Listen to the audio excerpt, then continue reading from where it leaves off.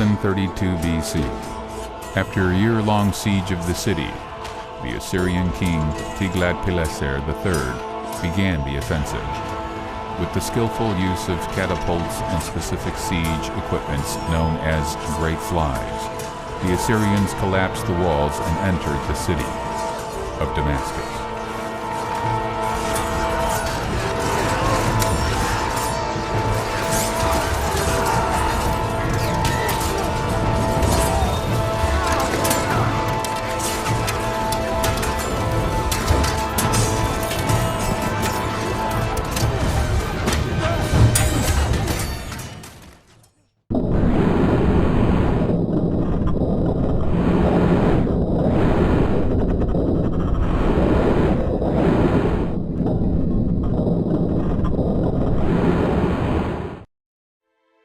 Everyone has two homes. The first one is where he was born. The second is where his ancestors were born and lived.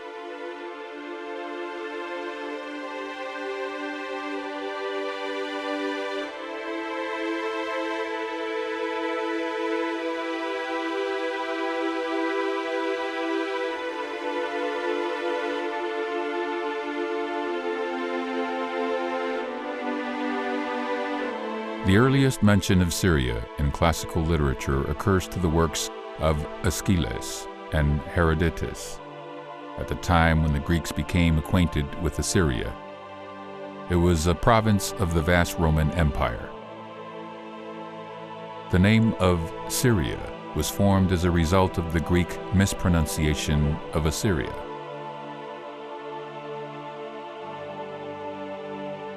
In times past, Syria included the countries known as Aram in the Old Testament.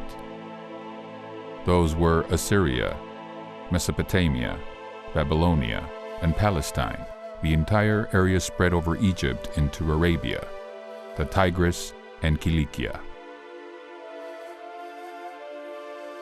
The land of Syria encompasses an immense collection of cultural and historical monuments. Over time, it has been repeatedly ruled by Phoenicia, Assyria, the Hittite Empire, Rome, Persia, Egypt, Babylon, the Damascus Kingdom, Byzantium, and the Arab Caliphate. Each of them has left definite architectural tracks of their power.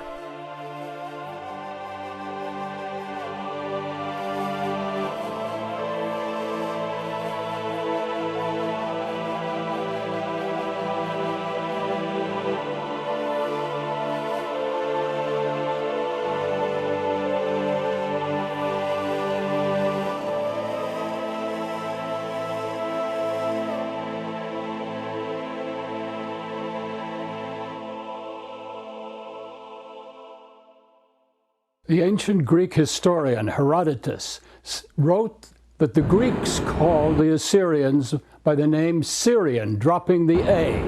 And that's the first instance we know of the distinction in the name of the same people.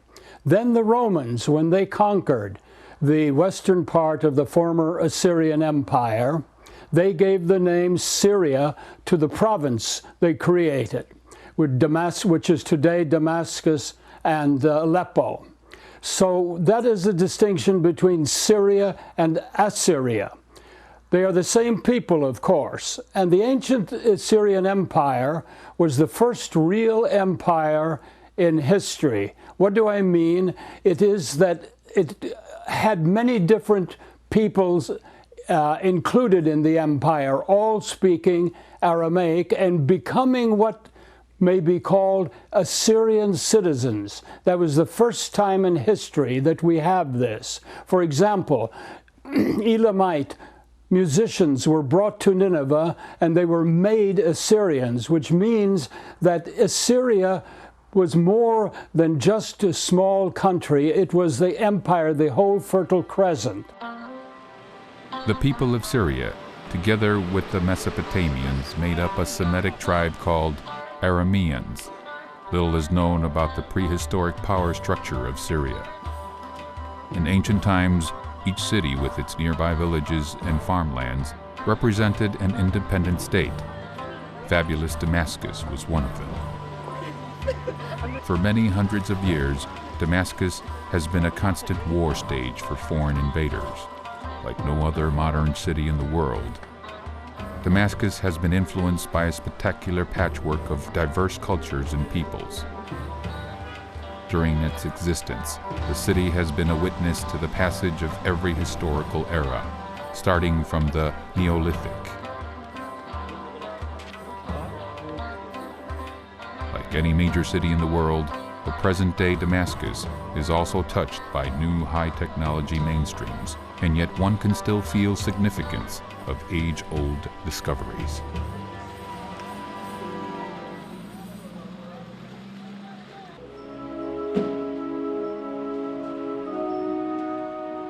The old city, the heart of Damascus, still exudes a spirit of historical reminiscence. It's so easy to get misled in the labyrinth of the narrow, winding medieval streets, or when walking along the geometrically exact squares of the Greek-Roman quarters. Even the stones are scarcely preserved here. The remnants of the Roman constructions, like worthless scraps, are negligently scattered throughout the old city. For many centuries, legendary Damascus attracted various cultures and peoples to itself. The fertile Barada River Valley and the Ghouta Oasis were continually visited by merchants, invaders, adventurers, and pilgrims enthralled by the fame of Damascus masters and rumors of the city's rich markets.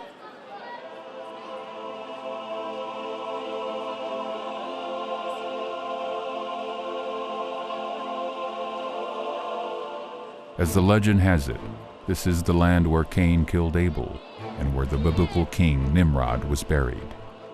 Damascus was where the temple to Jupiter was erected and where Apostle Paul adopted Christianity.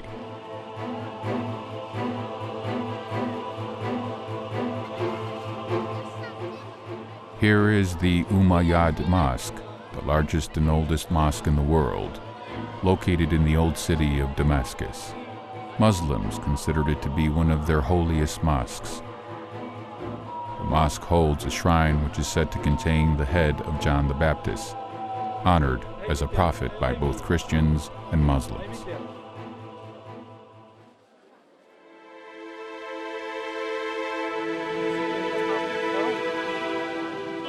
Eight gates gave entrance to Damascus. Today, the quarter between the gates of Bab Duma and Bab Sharq is inhabited by Christians. People belonging to various Christian communities, such as Armenians and Orthodox Syrians, live here.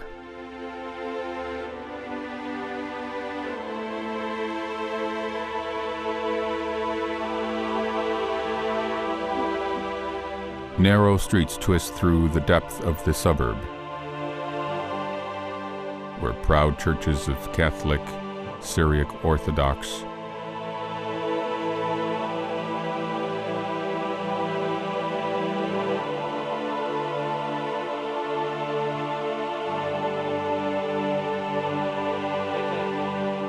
and Armenian Apostolic faiths rise grandiosely into the sky from among residential buildings.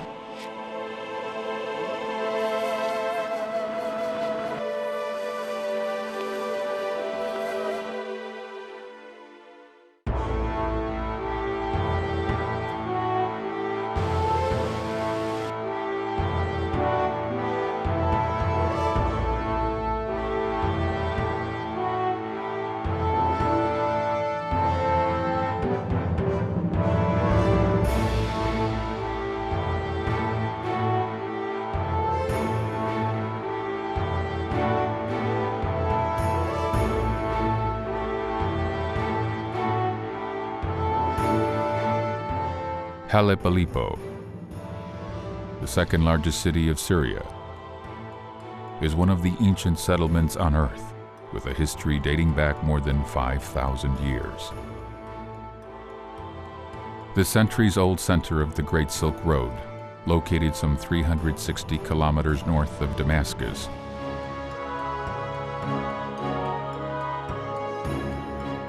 is rich in historical monuments. The 12th century citadel of Aleppo, erected in the place of an old acropolis, is a distinguished example of the medieval Arab fortification art.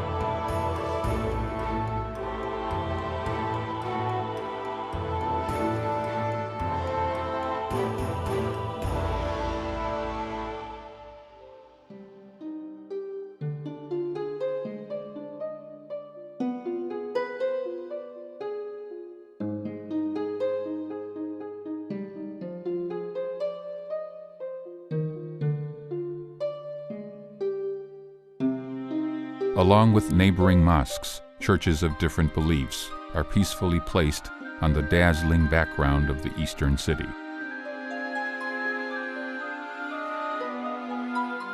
Those shrines are revered by every Christian.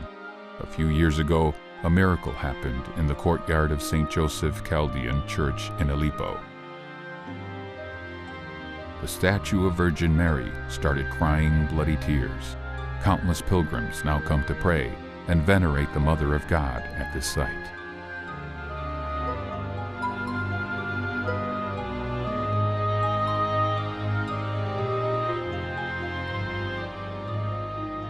Each Christian community, snuggled around its belief, lives a distinctive life and shares a principal goal: upholding Christianity and national traditions.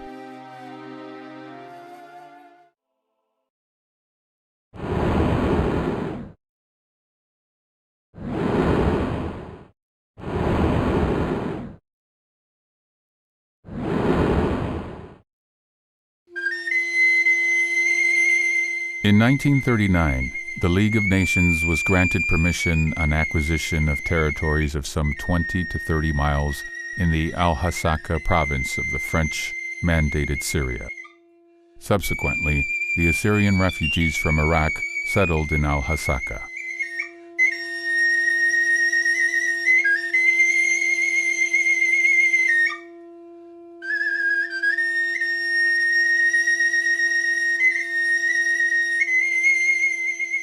In the 20th century, many misfortunes and agonies befell the Assyrian nation.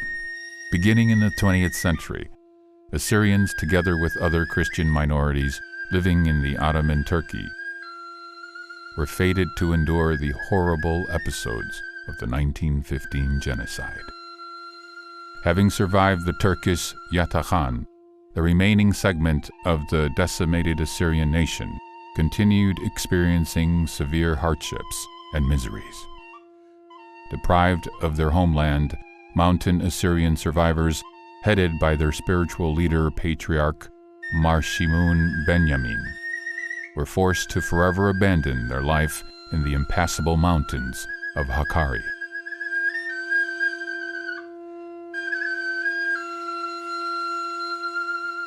Wandering and humiliated, the Assyrian remnants scattered throughout the world. Many of them made their way through Hamadan, Iran, to Bakuba, Baghdad, and Mosul. There, they stayed under the British care, who intended to use the Assyrians for political purposes. Reared in the rugged mountain environment, the Assyrian tribesmen were more than able to defend themselves and made excellent soldiers. As such, many of them were recruited by the British authorities to form the famed special forces known as the Assyrian Levies. The Levies continues serving under the British till the late 1940s. أنا أتوراي قملة يخوشمة العراق بطلابة حقوثة ديالنا أرآث ومفاثة. إيمن دي يطلب لها حقوثة من إنجلسنا من أربايم العراق لا يولى. أنا أتوراي كتولة أسكد ليوي دي أسكدين دي إنجلسناي مرا لازم مربوطن كسياسة وخو بطلوتو مسكرية. لين مرذول لاني شرطيني بلوتو مسكرية إنجلسناي. مبارب فلتلاي طلب من باتريركا مرئي شاينورا صندوقي تشد لقريشة آميدية رئيس مختاري وملكة وجورانة آتوراي ميرا أخني ليش الغيو أفرت عراق لازم طلب شرطا وفي الخانة تاوخني الخيمة تولم بيتها جو عراق أنا إيمن جميلة جورشت آميدية كثولة إسرا شرطي ميرا مدي قمايا آصيميديا هو يا دهك باثر آصيمي مثيلا مدرسة مقرأ تريلي شاني عربت وإنجليز ومبر هذا ما مري أمراني تاويلا أمراني وأويلا أرآفة ومفاطة كتويلة بشمه.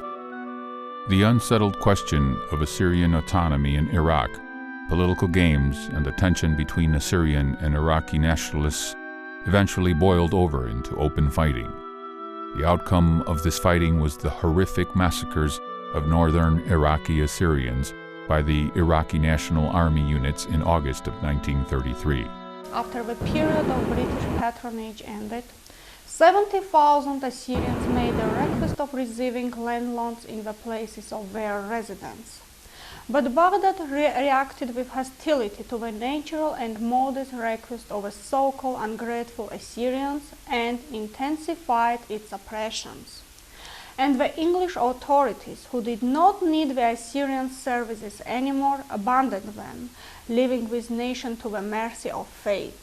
Moreover, turning their back on their former allies, the British left them to the regressive Iraq that did not fall to get even with the Assyrians organizing their massacres. On July 18, 1933, the Assyrian spiritual leader Marshimun became an undesirable person in Iraq and had to leave for Cyprus. Here he raised his complaint against the British disregard. In response to that, the British again began to drive a wedge among the Assyrians, Kurds, and Arabs, trying to resolve the Assyrian question, totally exterminating the latter. In late August 1933, when thousands of Assyrians were trying to move their families to Syria, zone of the French patronage, Iraqi authorities used armed force against them on the bank of the river Tigris. The Iraqi authorities aimed to disarm the Assyrians, but they refused to obey the directive to lay down their arms based on credible fears of harm. The Iraqi government had devised and intended to implement a plan for the disarmament and deportation of Assyrians from the region. As a part of the operational phase of this plan, the Assyrians living in the village of Samel and its surrounding areas were brutally butchered by the Iraqi army.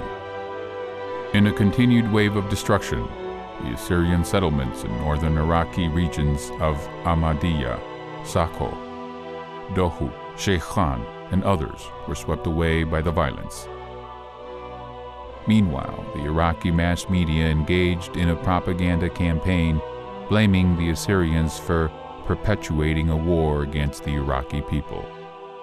August 7 is another bloody page in Assyrian history known as Kutlop, Semeli, or Semeli massacres. Every year on this day of mourning, the Assyrians commemorated the sacrifice made by the Assyrian martyrs and pay tribute to the victims of the genocide. Assyrian villages on the Khabur are comfortably situated along the river by the same name. Refugees from northern Iraq have settled here according to the region of Hakkari, to which they originally belonged. Hakkari province is situated in current-day Turkey.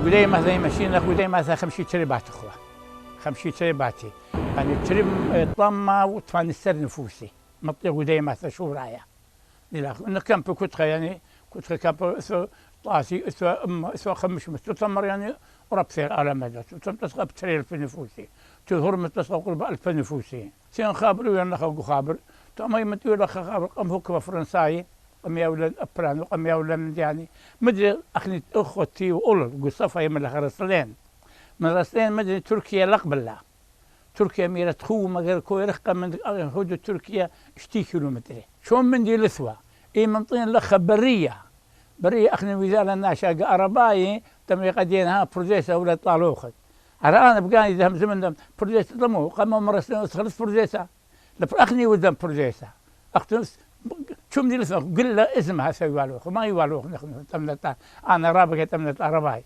اخني ودم بروزيسة خطالوخ شو مصفصفة خلاف لسه مرزن نارا زيلان إلاني زيلان تنياثا زيلان خوخي مشي انوي هذا خمرة مترسخوها خمرة برميل مترسخوها خمرة من الطالعة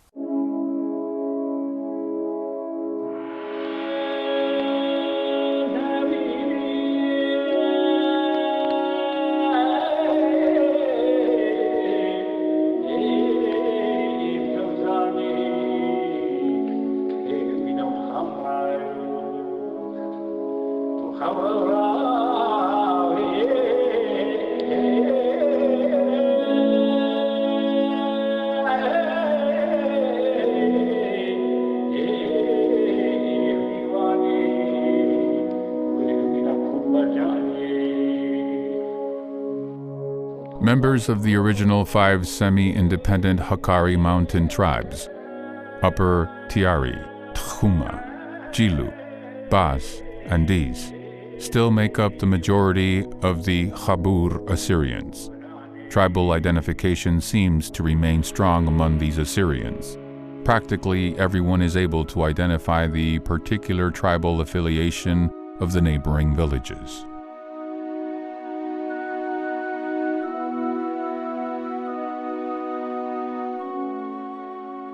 Until the 1940s, Assyrian refugees were not granted Syrian citizenship.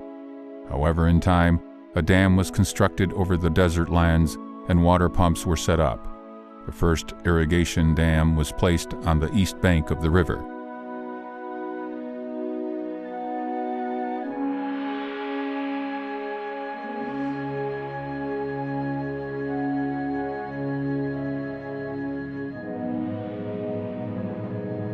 Assyrian migrants cultivated the desert lands, grew vineyards, fruit trees, cotton, and wheat. However, not every settlement succeeded in farming. The general lack of water and scarcity of annual rainfall forced the people to move to larger Syrian settlements and even to Lebanon in search of jobs and a better life.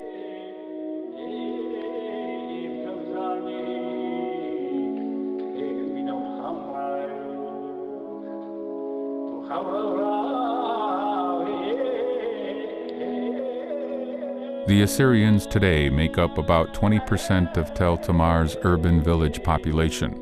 The Assyrians of this bustling little town, the largest of the Khabur settlements, are mostly clustered around the high ground near the banks of the Khabur River. In the 1960s, Tel Tamar was an entirely Assyrian inhabited community. Now it has only 350 Assyrians. Most current Tel Tamar inhabitants are either Kurds or recently settled Arab Bedouins.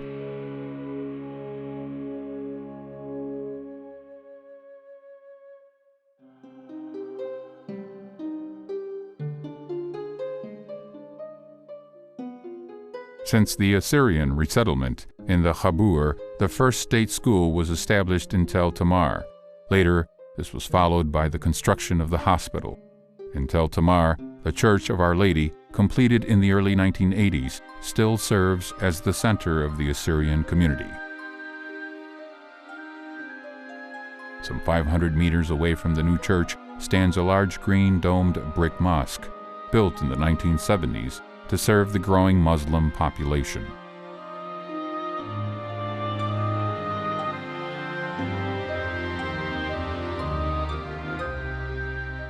It's been 2 years since the Assyrian Association started its mission in Tel Tamar. Prior to this, any activity by a national organization in Syria was strictly prohibited. The center of the Assyrian Association is still in Tel Tamar, although many branches are in operation in different Khabur villages. The organization aims at supporting poor families, and in particular, young people and students. Construction of sports clubs and purchase of an area for the new headquarters are the plans of the Association for the Nearest Future. The association includes members not only from the Church of the East, but also from the Chaldean and the Syriac Orthodox churches.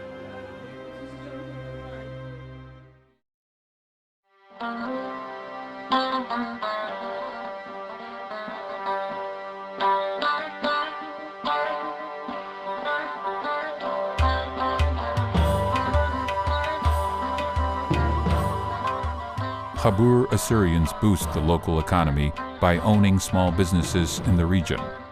Local entrepreneurs run a livestock farm near Taltal village, where cattle, sheep, and goats are bred mainly for sale purposes.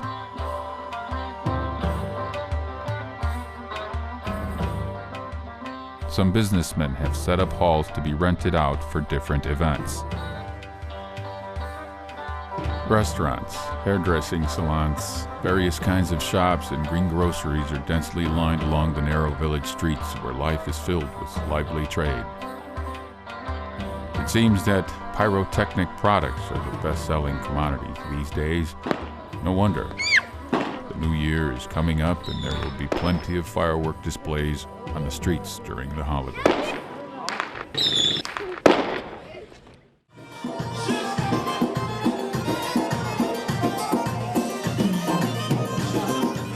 It's a New Year party in one of Tel Tamar's clubs where the local youth has gathered. It's encouraging to see these beautiful and promising young people as the pledge of the future of the nation.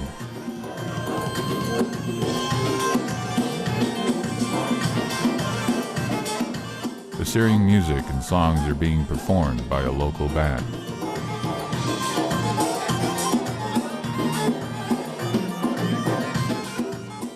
Here knows how to dance the Assyrian national dances in a lively manner.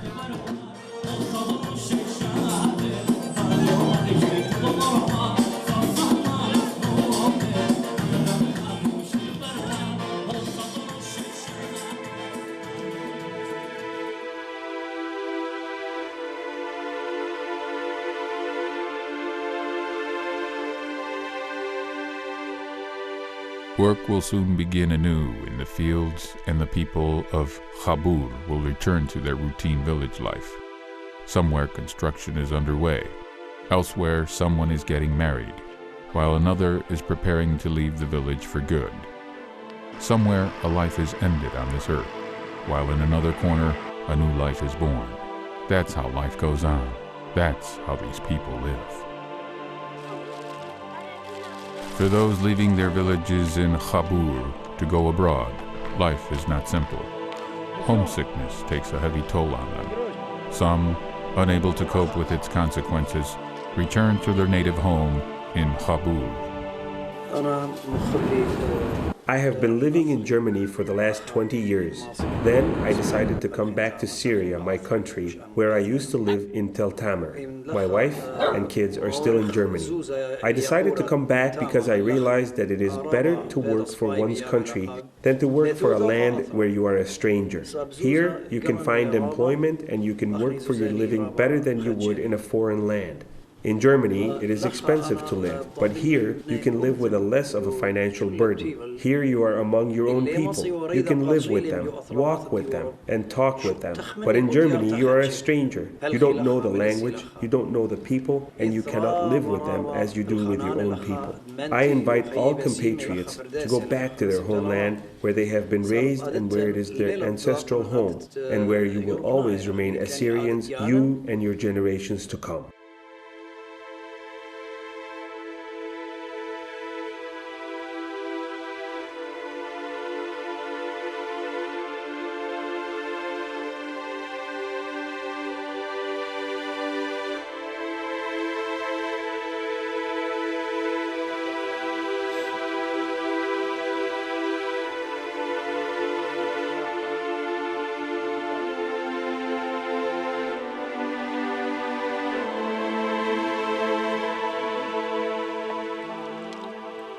Every first Wednesday in January, the Tel Machas villagers begin preparing murtucha at 6 a.m. Murtucha is a blend of oil, flour, and salt baked on the hearth. it is given to every resident of the village, but the first share, according to the tradition, goes to Khabur's barren women.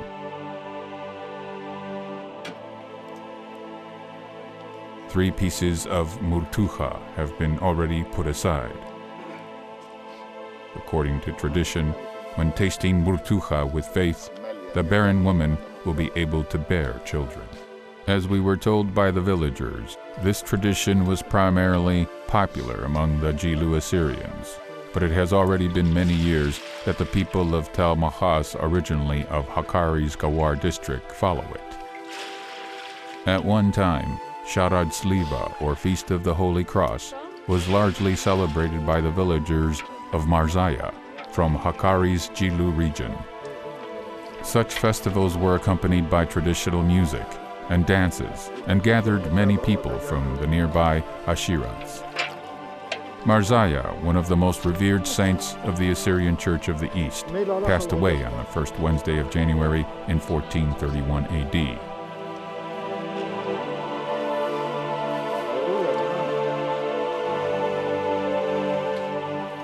Murtuha is prepared every year on this day.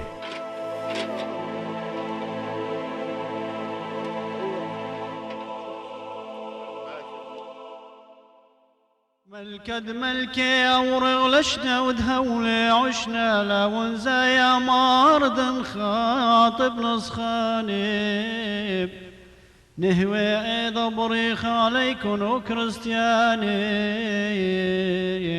وثهو نرخيمي عيني ملكي عبدياني. A service on the occasion of Murtuha is celebrated at the church in Tel Mahas. Marzaya's hagiography reveals that the saint lived and preached in the Jilu region together with his disciple. A homonymous church stands in Jilu where Marzaya's relics repose.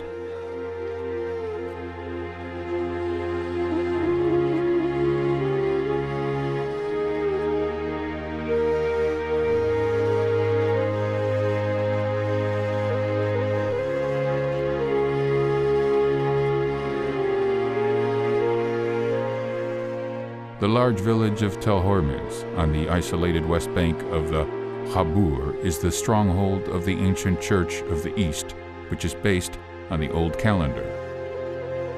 Seated in Baghdad, Maradide is the patriarch of this church.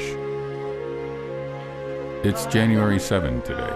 Sticking to the Old Calendar, villagers of Tel Hormuz celebrate Christmas on this day. It's a Christmas liturgy. The church of Rabban Pithian is crowded with believers from Tel Hormuz and adjacent villages.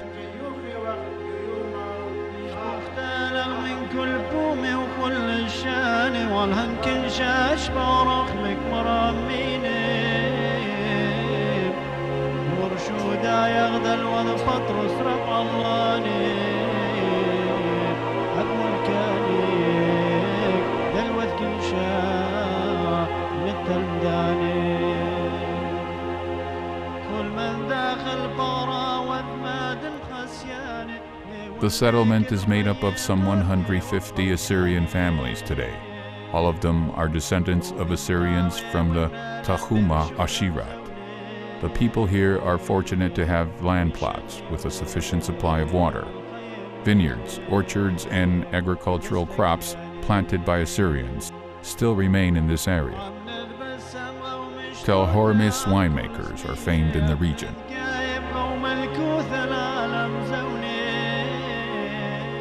Over the past years, the Habur River grew shallow, causing massive damage to the villages being irrigated by it. Many fields, once fertile and flourishing, are waterless now. Only grain can be grown there.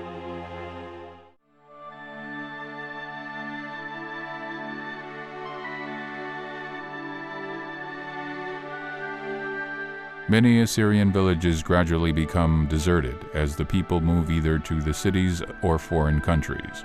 Arabs who settle down in this region cultivate the Assyrian-owned land plots. There are only some 3 to 4 Assyrian houses in the settlement of El Makhada.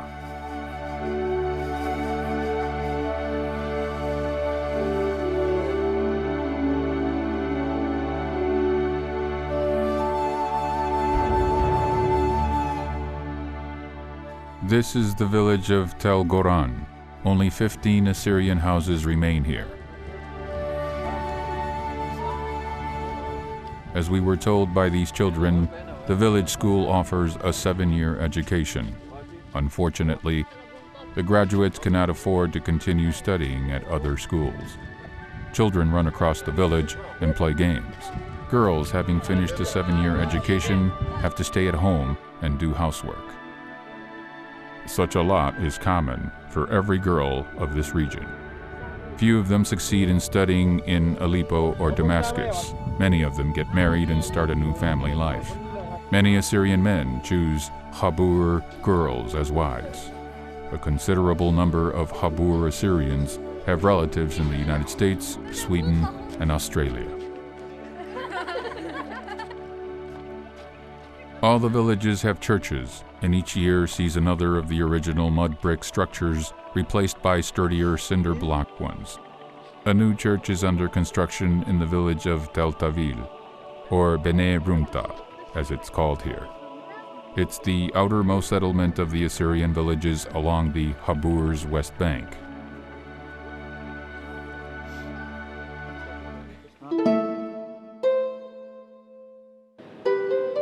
This magnificent temple of Mat Mariam in Tel Nazri was built a few years ago. Since not every settlement has a priest,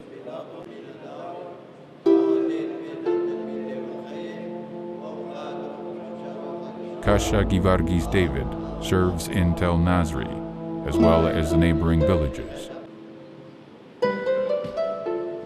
History records a number of cases when Muslims have revered Christian saints and holy sites.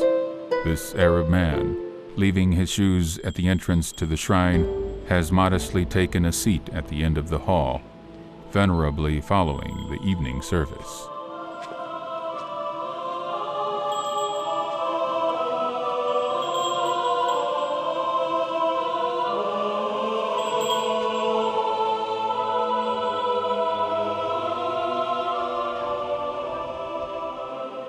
At school, classes on the mother tongue and sacred writing are carried out by a clergyman. The village church committee of Tel Nazri is one of the most active and organized in the Habur.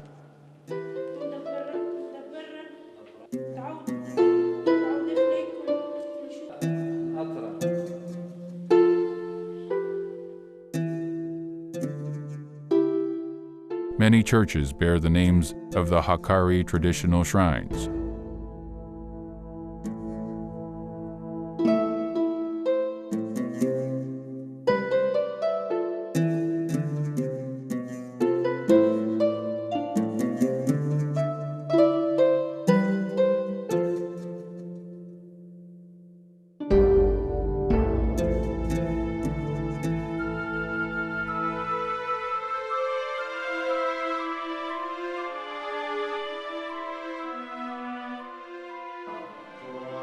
Tel Hafian has Mar Shalita. Mar Shalita was the saint of the patriarchal church in the Hakkari village of Kochanis, where the villagers of Tel Hafian originally came from.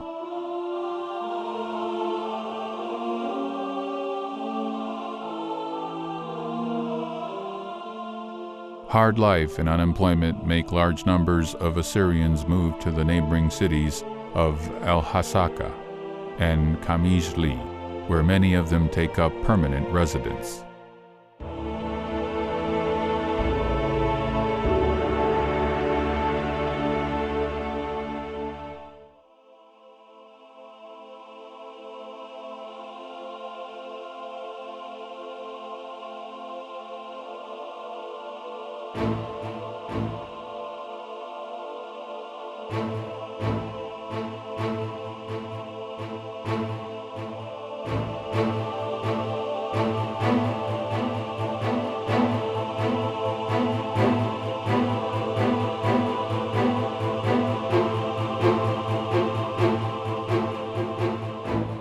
New Nisibin.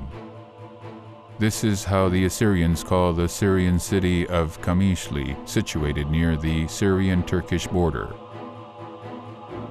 After World War I and the genocide of the Armenian and Assyrian people in the Ottoman Turkey, A number of Armenians and Syriac Orthodox people from the Turabdin region, the cities of Mardin, Diyarbakir, and Urfa, found shelter in the Kamishli region. Present-day Kamishli is one of the large and developed cities in Syria, even boasting an international airport. This is the Christian quarter of Kamishli with narrow, meandering streets, high buildings, and imposing shrines. The largest communities are the Syriac Orthodox and Armenian Gregorian. The city has also communities of Chaldean Unites, Catholic Syrian, a Syrian Church of the East, Catholic Armenian and Protestant churches.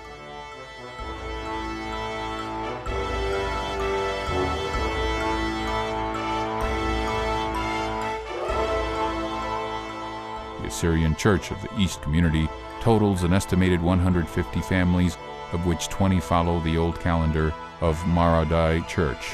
They live in this part of the city.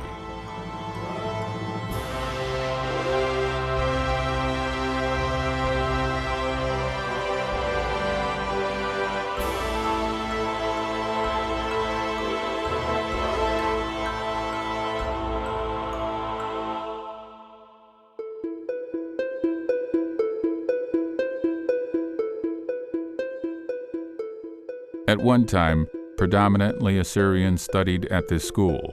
Now it has many Kurdish students. Along with the state curriculum, Assyrians study their native language as well.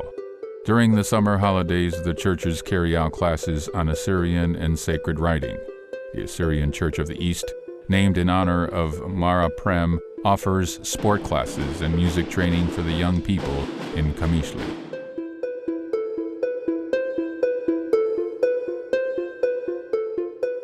There are some 500 Syriac Orthodox families and 4 Orthodox churches in Kamishli.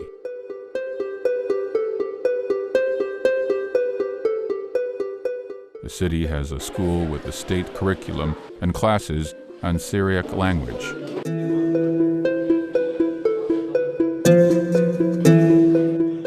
The folklore school with Urhai, dancing lessons, is in operation in Kamishli. The school has different age groups. These are the Urhai students demonstrating Assyrian folkloric dances. They took the first place award in the dance competition at the festival held in Damascus in 2005.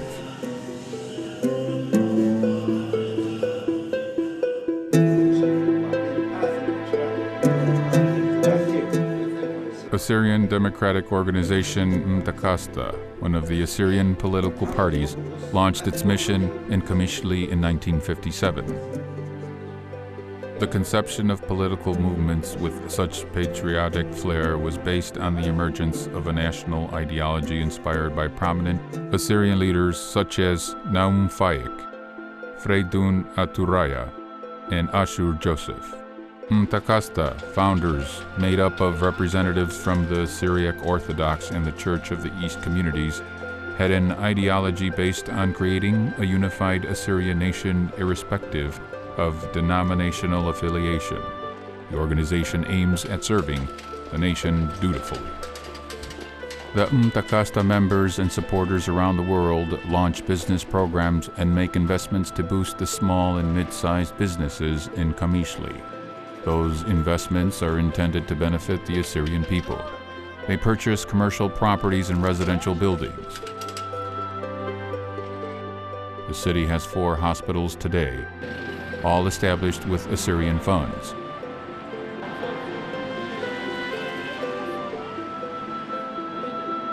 This cannery elaborates and exports a variety of fruits and vegetables.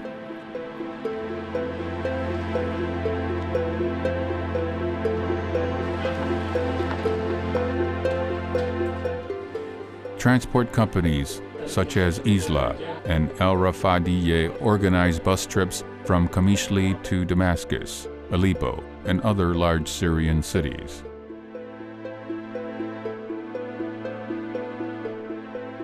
Near Kamishli, there are villages where followers of the Syriac Orthodox Church reside. These settlements were established by the Syriac Orthodox people from several areas of the Tur Abdin region, shortly after the 1915 genocide. Today, many of those villages become deserted as the local residents move to Kamishli or to foreign countries. Only 12 houses of Syriac Orthodox followers remain in Dimhiya village. The local population has gathered for the morning service celebration at the 5th century church named in honor of Mar Akho, one of the most revered saints of the Syriac Orthodox Church. Despite a decrease in parishioners, the priest faithfully continues his service before God and the flock.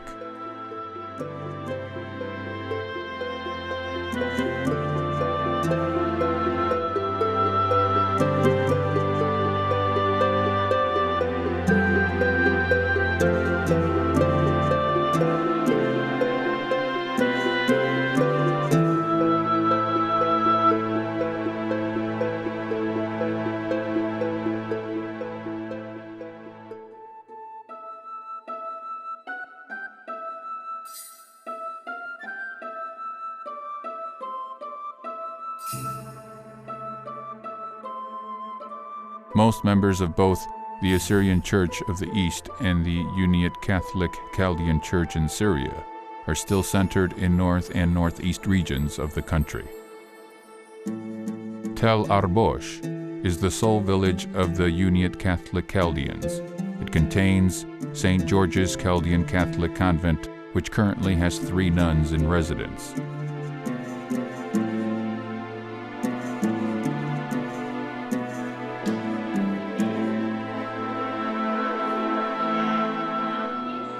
The kindergarten run by the congregation is attended by children from the Khabur settlements. They stay here till noon, playing, drawing, and learning to recite and pray. After their day is done, they are taken home.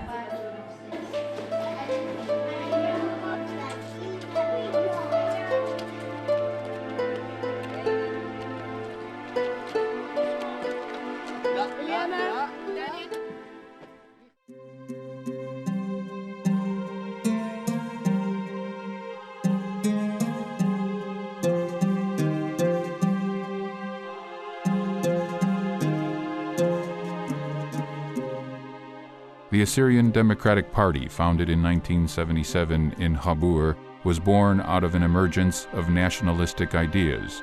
It was born out of the need to address the past tragic episodes experienced by northern Iraqi Assyrians and to pay tribute to the victims of the 1933 Simel massacre. The party's ideology is partially based on the principles of such outstanding Assyrian figures as Mar Shimun Benyamin, Freydun Aturaya, and Ashur Joseph. One of the goals of the ADP is creating political stability in the region, which will strengthen the nation and promote the rights of the Assyrians.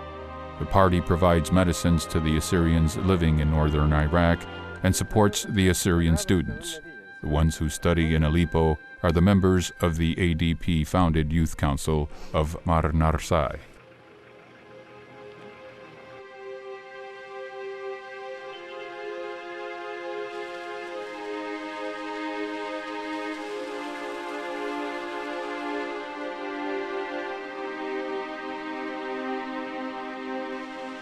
As a result of the gradual move of Assyrians to Al-Hasaka, the center of the Al-Hasaka province, the urban population has drastically grown within the past decade.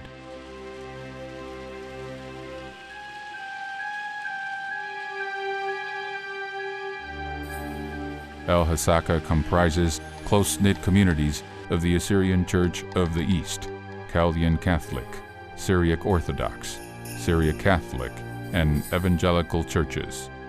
Evangelical congregation is made up of former members of Assyrian Syriac Orthodox and Uniate Catholic churches. As far as the sources reveal, The Chaldean Assyrians in 1993 amounted to 30,000, of which 12,000 represented the Catholic Church. The census of 1994 shows that an estimated 19,729 Assyrians lived in 31 settlements of the Habur region.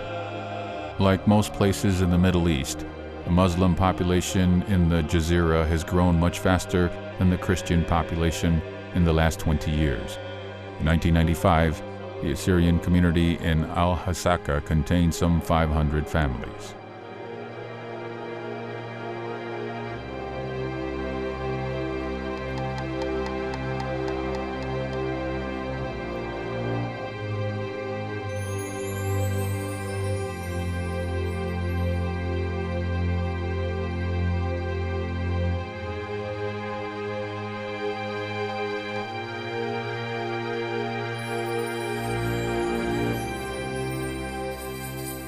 Assyrians, yet again having survived extermination in the second half of the 20th century, found shelter in the Habur region. Life of those people, who vivified the wild steppes of Syria, was centered on their families and churches. Secluded life continued in Jazeera up to the 1970s. Today, the number of Assyrian villagers in Habur has dramatically decreased.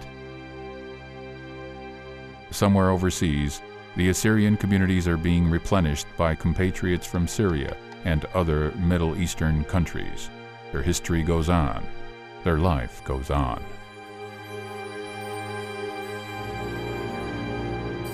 New times dictate new rules. The Assyrians enter a new age, leaving behind the horrible tragedies of the past.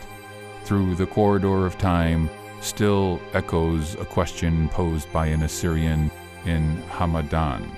Having fled the massacres of 1915 in Urmia and having been fed on only snow for 3 days, he asked a captured Turkish general, "Why don't we have homes anymore?"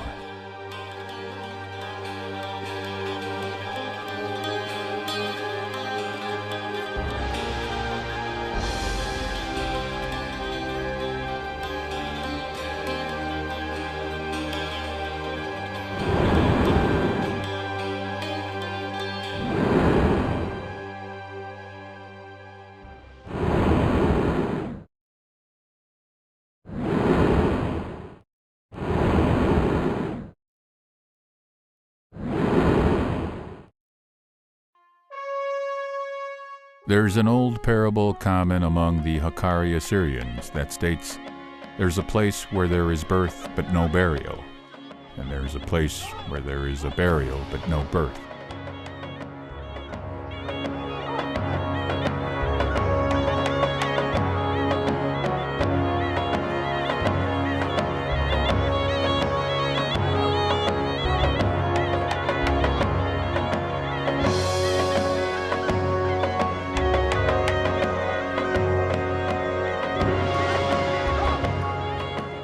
The Orient, the birthplace of human culture. The first clause of the Hakkari parable is reminiscent of the struggle for the survival of human ideas, a place of birth, but no burial. The glorious mountains of Hakkari are left behind in modern-day Turkey. That area of the world is now the hottest spot in recent history. The bitter memories of the new generations of Highlander Assyrians are intertwined with Hakkari, where their ancestors once lived.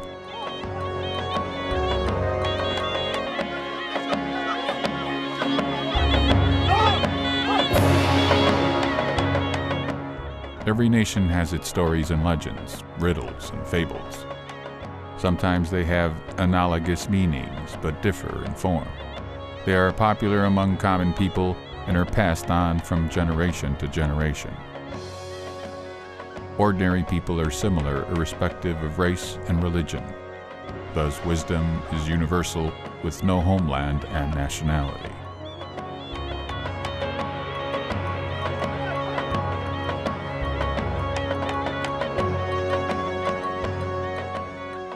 Riddles, parables, and legends were largely popular in the Hakkari Mountains. The folklore was essentially based on biblical themes. Many of these traditions still exist in the tiny Habur settlements. The Habur people of Hakkari origins still bear many parables, anecdotes, and fables in the corners of their memory. Fairy tales are afterglows of the childhood. They embody the struggle between good and evil, where the former always achieves triumph. 10-year-old Nisha maintains her ancestral traditions. Besides recounting the well-known fairy tales, she also creates new ones. Nisha is now trying to tell a fairy tale to her brother, but he's obviously not very interested. In contrast, Ninos and Ebtisam, the parents of Nisha, are always ready to listen to their favorite daughter.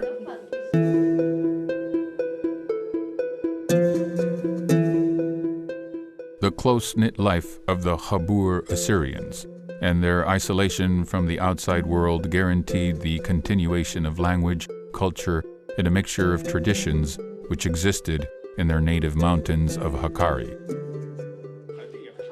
During his lifetime, Mukhtar, the former chairperson of Tel Hormis village, has gathered the well-known proverbs of his tribesmen. National wisdom is carried to the future generations from fathers to sons, from century to century. مثلا بس أنا يجب لي شقة داي ولخوي صد نخراي يعني يما مخا شقة بصبايلة نخراي تمتوي حلاوة من دي بسيمة سير رخقة وسا دوس ليس ريشالايا تلا ريشاختايا مثلا قيسا خليمة مبرديسة لبليطة أنا مسألة مرخلة كلها.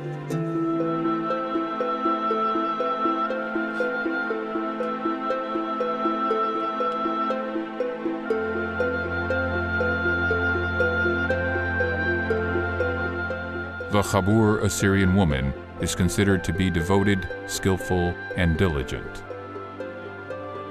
The whole burden of the household falls on women. A Syrian woman is highly moral, hardworking, and devoted to her husband, wrote researchers. The most sacred work for Assyrian women is baking of lavash, thinly rolled out dough baked on tanura walls. Tanura is a clay-coated pit where fire is kindled.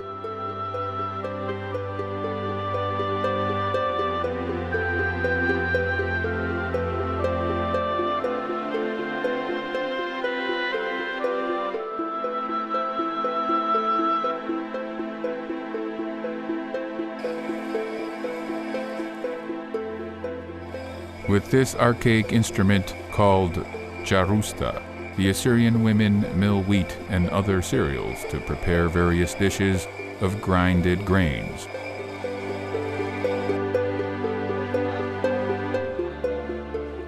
This instrument called khashuta is for grinding oats. It's a hard task to be done by women. That is why exclamations like these need to be let out to muster up strength during the process. Habur people are very hospitable. A visitor cannot walk past a house. The master will get offended. Here, people respect anyone who crosses the threshold of their house. Vardiya's household is small, but extremely clean, where everything's in its place. The table is laid with traditional Assyrian meals, chipte and kabebad. Today, harissa is the centerpiece of the table. It's an oriental dish prepared of cracked wheat and well-cooked chicken. Harissa is mostly made on religious holidays or feasts of saints.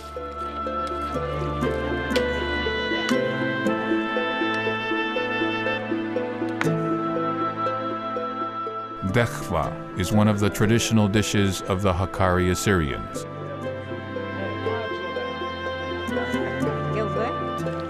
It's made of mutton, dry buttermilk, and grinded oats, and is served up mainly on holidays.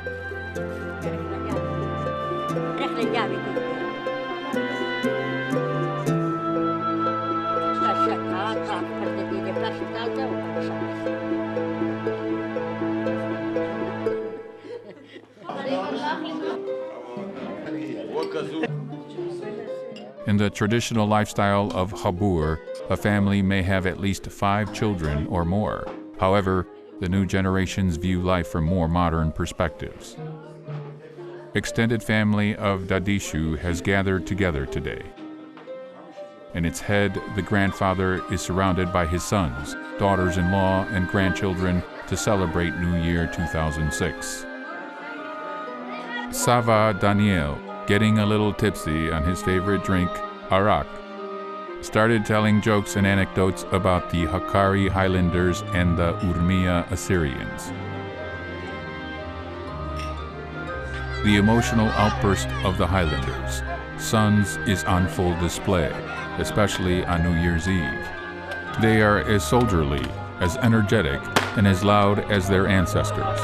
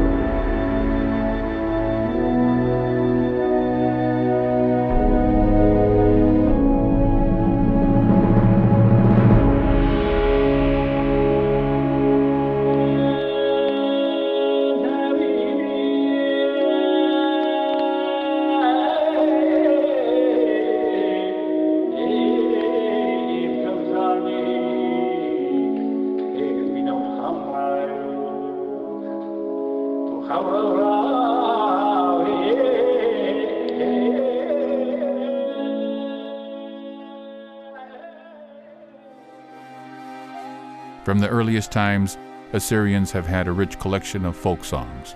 Many of them have passed on to our days.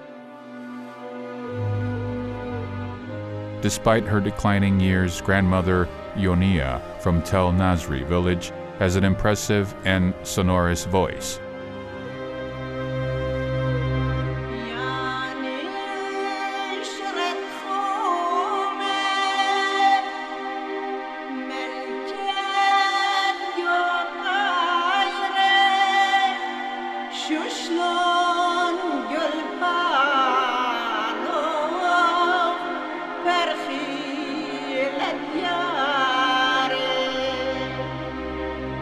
لقاء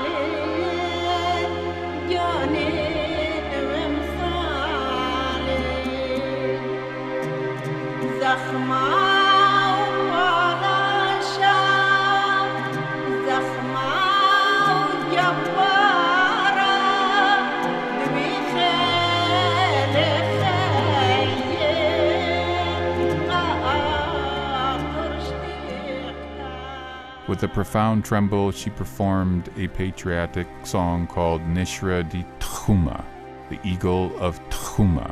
Like many old people here, she remembers almost every national song and hands them over to the next generation.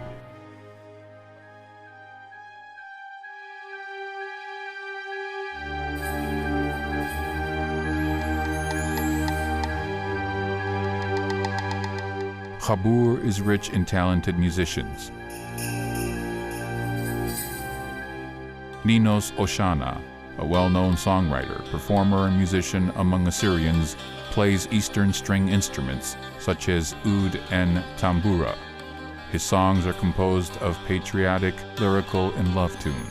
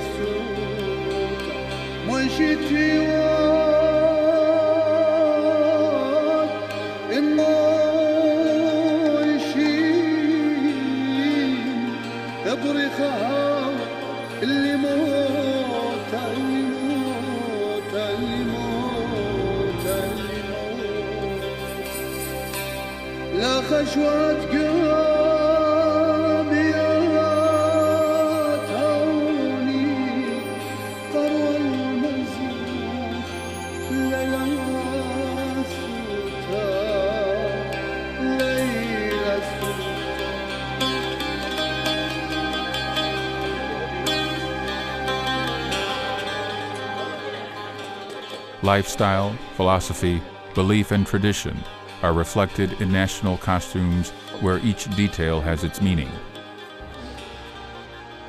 A peacock feather was used to decorate the hat of the hero who had defeated the enemy. The vest was used for the local cold climate and had a protective purpose. Clothing was usually made of wool and cotton, shirts and underpants of cotton and velour. Shirt sleeves called lavandille were long flowing handkerchiefs, and pants, shala, were covered with embroidered traditional patterns.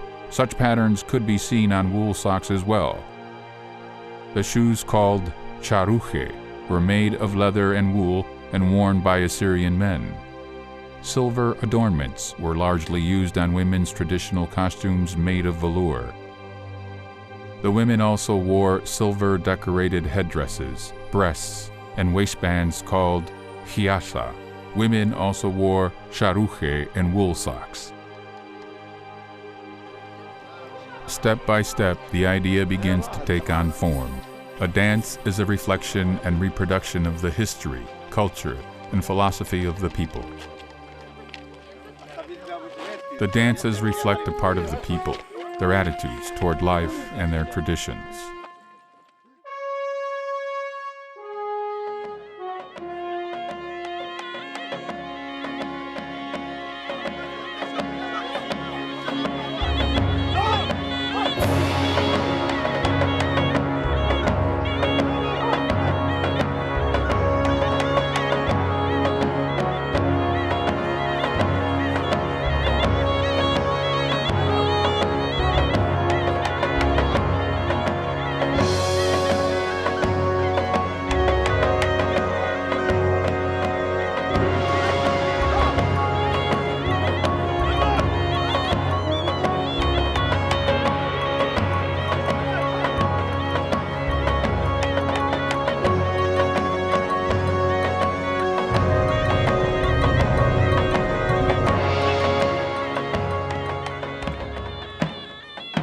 Hoshaba, a person famed because of his traditional national costumes, symbolizes an Assyrian Highlander living in impregnable places.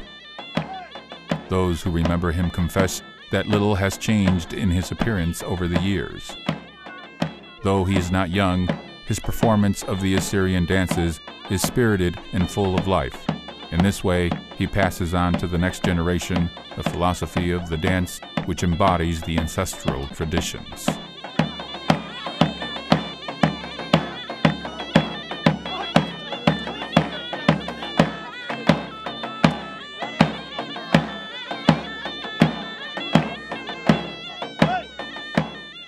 Dimdima, as we were told by Hoshaba, is an old dance coming from pagan times.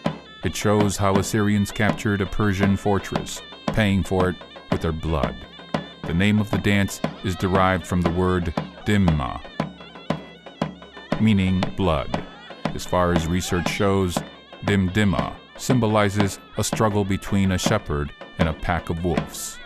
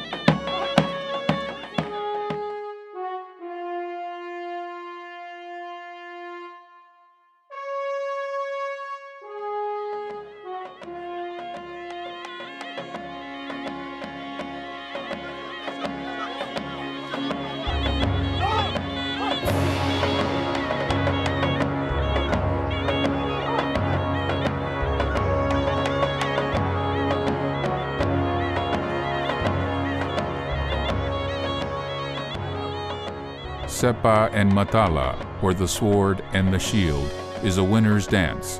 It was performed during the triumph over the defeated enemy. Men armed with swords and shields made a victorious round dance together with women. Group dancing, performed by the entire village. That's how these dances were characterized. Today, it's the same way.